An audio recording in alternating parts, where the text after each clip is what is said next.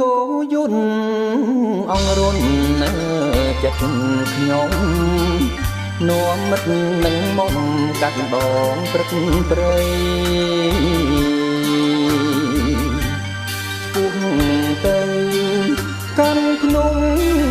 ដល់សែនល្បានល្បីស្ថិតក្នុងទឹកដីខេត្តកំពង់ស្ពឺភ្នំខ្នងផ្សារខ្ពស់ហួងពីការគិតតែបងចងចិត្តពិតមិនចង់ឃើញថ្លៃ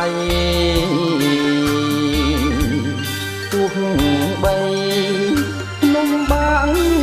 ប្រានស្ទើក្សិនខ្សៃឡើងជួមចរណៃតាមក្តីប្រាថ្នា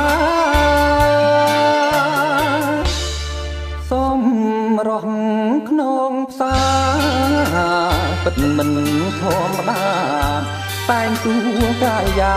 តាមអាកាសធាតុសម្រស់អ្នក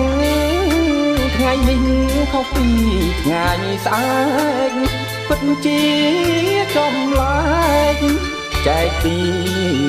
ធម្មជាតិក្នុងផ្សារធ្វើឲ្យអ្នកផងច្រណែនមនុស្សរាប់ម៉ឺនសែនអាក់អន់ចិនដាដែលមានបំណង